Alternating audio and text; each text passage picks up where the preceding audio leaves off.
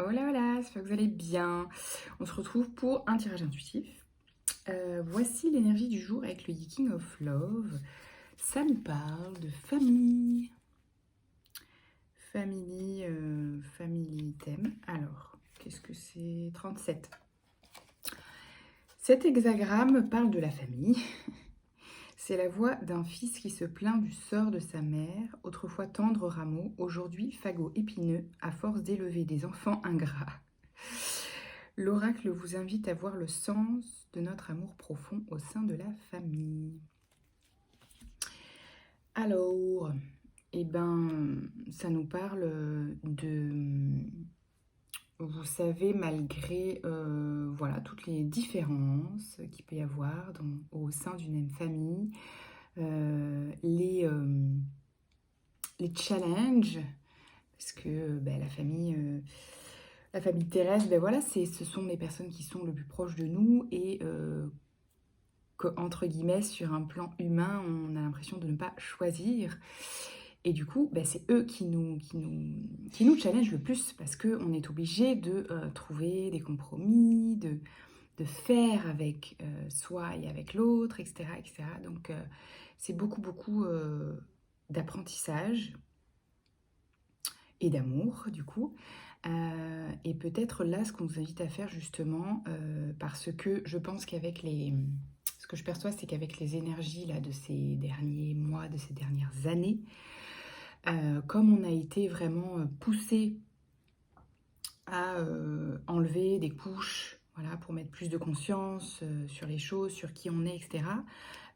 Et vous savez, ça peut créer voilà, des vagues, des chaos, entre guillemets, du mouvement, qui fait que oui, ça peut créer des tensions, notamment au sein des familles, parce qu'on a besoin d'exprimer sa vérité.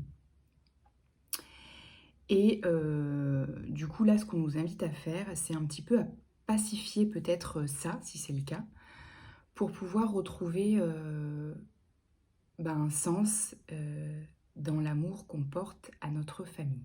Voilà. Qu'est-ce que ça représente pour vous? De demander peut-être si ça vous manque un peu ce sens-là, s'il y a eu peut-être des gros conflits ou des grosses distances ou voilà, des thèmes quoi, difficiles ou plus ou moins, enfin selon comment vous l'avez vécu.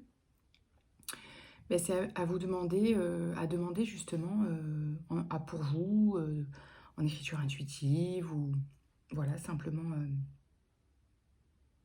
mentalement. J'arrivais pas à trouver le mot. De vous demander qu'est-ce que cette expérience m'a appris, qu'est-ce que cette relation familiale m'apprend, qu'est-ce que ça m'a appris, et qu'est-ce que j'ai encore à apprendre aussi, hein. Parce qu'il y a peut-être des thèmes qui sont pas, voilà, qui sont pas achevés. Et à l'inverse, il y a peut-être des thèmes. Quand je dis des thèmes, hein, vous comprenez, c'est pour pas utiliser le mot problème, parce que sinon tu crées un problème dans la matière. Mais c'est souvent un thème qu'il y a à explorer et dont on a à apprendre quelque chose, et souvent ça se fait évidemment en relation, parce que c'est comme ça qu'on apprend, en relation avec l'autre. Et du coup, quand je parle de thèmes, donc ça peut être effectivement transformer des blessures, mais pas que, ça peut être des petits thèmes, vous voyez, des petits thèmes, bref. Et donc, quelquefois, on crée justement des thèmes ou des problèmes alors qu'il n'y en a pas ou plus. Donc, vous pouvez aussi demander, est-ce que ce thème est toujours d'actualité dans la relation? Ou pas du tout, on peut mettre ça au placard, quoi. Pas dans le sens fuir ou enfouir, hein, mais dans le sens où juste, c'est réglé, c'est plus d'actualité. Ok? Voilà, ça peut être utile parfois parce qu'on croit qu'il y a encore un problème alors qu'il n'y en a plus du tout en fait et qu'on n'a plus besoin de parler de ça, c'est terminé quoi. Vous voyez? Très utile. Donc, ensuite, on rentre dans le tarot. Et ça suffit de se le demander, comme je disais, à soi. Hein, parce que du coup, ça nous enlève un poids qu'on portait alors que c'est réglé. Vous voyez ce que je veux dire? Le pendu, le roi de pentacle et le 2 de bâton. Alors, Il y a peut-être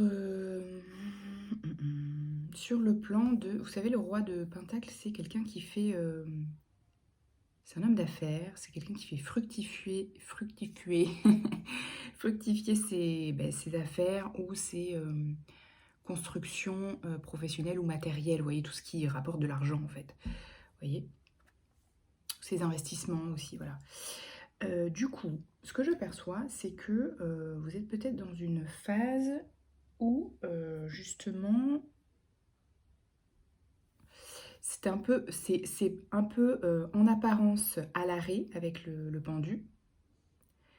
Mais en fait, on vous invite à le voir d'une autre manière, hein, d'un autre point de vue, parce que en fait, c'est une phase justement de réflexion stratégique, d'investissement, comment on peut dire, une phase de préparation. Enfin, vous voyez, c'est une phase où, ouais, où vous investissez, que ce soit du temps, de l'argent, que vous produisez quelque chose, que vous vous formiez, etc. C'est un temps, en fait, où, vous voyez, c'est la phase d'avant, quoi. Vous préparez quelque chose pour que ça vous rapporte de l'argent, ok? C'est ça que je perçois. Du coup, voilà. Du coup, c'est pour ça que c'est pas encore en train de rapporter de l'argent, a priori, parce que vous êtes en train de préparer le terrain, si je puis dire. Vous voyez? C'est un peu ça que je perçois. Donc ça, c'est un peu la situation actuelle, ok, du thème que je perçois. Donc si ça ne résonne pas, encore une fois, avec votre vie, c'est que ce n'est pas pour vous, hein, le message. La grande prêtresse, le 5 d'épée et le 9 de denier.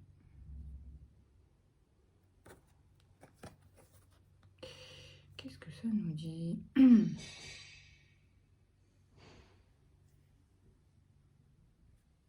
Alors, je perçois qu'il peut y avoir une sorte de tiraillement. Qu'est-ce que ça nous dit? Une sorte de tiraillement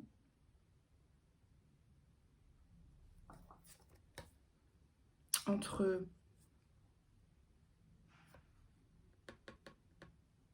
C'est quoi ce 5 de... Je voudrais tirer une autre carte, s'il vous plaît, parce que je voudrais pas... Il y a plusieurs interprétations possibles. Est-ce que ça vient de l'intérieur ou de l'extérieur? Alors, attendez, il y a trop de cartes. Juste une carte. Parce que avec la grande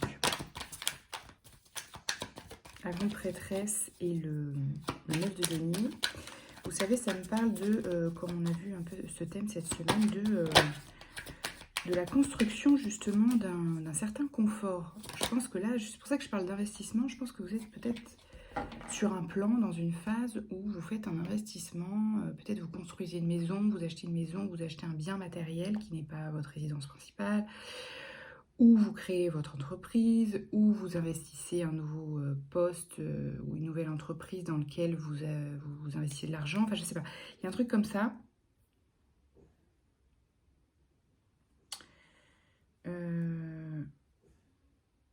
Maîtrise émotionnelle. Donc ouais, il y a... Ok. Le roi de coupe.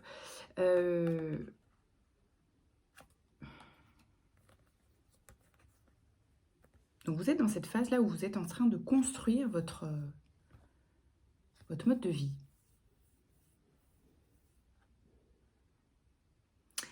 Et alors, je ne sais pas si c'est du conflit. Bon, ça peut être les deux. Il y a peut-être du conflit intérieur et ou extérieur. De toute façon, c'est lié. Soit. Du coup, le conseil, c'est encore de ne pas tout divulguer ou dévoiler parce que justement, vous êtes dans cette phase-là. Et c'est trop tôt. Voilà, ok, d'accord. Ça a mis longtemps. C'est trop tôt pour en parler. C'est ça qu'on vous dit. C'est trop tôt. Vous savez, quand on est dans une phase comme ça, dans des projets... ouais, voilà, quand on investit, on fait des choix... bah, il y a des moments pour en parler et des moments pour pas en parler parce que, voilà, parce que quoi, je ne sais pas, ça dépend de votre situation. Mais voilà, on vous demande de gardez vos... Ah, d'accord, parce que ça peut être justement... ok, oui, alors oui, ben oui. Si vous êtes justement dans une phase d'investissement ou de choix, peut-être vous êtes aussi dans le trading ou dans les crypto-monnaies, vous voyez, ce genre de truc où, en fait, ce que je perçois, c'est que ça implique une prise de risque. Voilà, c'est ça. C'est pour ça, en fait, que ça peut créer de la peur ou du conflit ou du jugement extérieur. Parce que vous prenez un risque, là. Vous êtes en train de prendre un risque, vous pariez sur un truc, en gros, mais parce que vous y croyez. Hein, je dis pas que c'est pas un risque mesuré, entre guillemets, pour vous, mais un risque, ça reste un risque. Hein. Quand on est entrepreneur ou investisseur, bah, on prend un risque quoi qu'il en soit. Après, on calcule ces risques. Mais... Et du coup, voilà, je pense que c'est ça, en fait. Donc, ça vous demande une certaine maîtrise émotionnelle, voilà, pour ne pas dévoiler peut-être ce micro-stress ou ce micro-doute, bah, parce que ça va l'amplifier à l'extérieur, si jamais vous voyez ce que je veux dire un peu. C'est ayez confiance en vous et votre entourage ou vos investisseurs ou vos partenaires pro auront confiance en vous. C'est un peu ça le message. Ah là là, ça me fait... Deux deniers, jugement et 6 de bâton. Donc oui, continuez de garder l'équilibre. Je pense que, tu vois, avec le 2 de denier, là, pour moi, ce sont des risques mesurés que vous prenez, justement. Vous êtes quelqu'un de responsable, hein, là. En tout cas, vous avez appris à l'être, si ce n'est pas le cas. Pour moi, vous êtes quelqu'un voilà, qui prenait des risques, mais mesurés. Et ça vous réussit, parce que de toute façon, c'est quelque chose qui vous appelle. Là, le jugement, c'est quelque chose, c'est votre vocation. Vous êtes fait pour ça. Donc, si c'est l'investissement, voilà, peut-être vous êtes dans l'investissement immobilier, peut-être vous êtes entrepreneur, peut-être vous êtes... mais c'est un truc qui vous appelle, où vous ne pouvez pas faire autrement de toute façon, donc vous y allez, quoi. Et on a le 6 de bâton, et vous récoltez les lauriers de votre expérience, de votre prise de risque, de votre cran. C'est hyper positif, trop, trop, trop, trop bien. Là, ces deux cartes-là, c'est trop cool. Je suis contente pour vous si ça fonctionne, parce que je pense que vous avez, voilà, vous avez étudié la question, quoi. Vous avez étudié la question et vous avez réfléchi. Ouais, vous avez vraiment réfléchi ces choix et de toute façon, c'est quelque chose qui vous passionne. Enfin, je perçois vraiment ça avec le jugement. C'est pas seulement un investissement, voilà. C'est quelque chose qui vous passionne en plus, quoi. Trop bien. Alors, on a des petits conseils avec tout ça. Oui, 13 minutes déjà.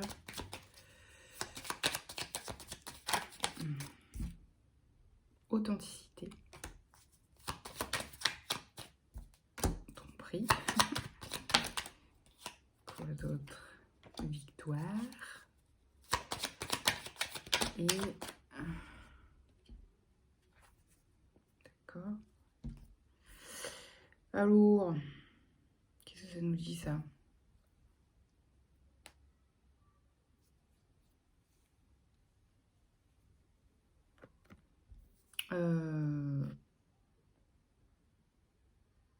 Non. Restez. Qu'est-ce que ça nous dit?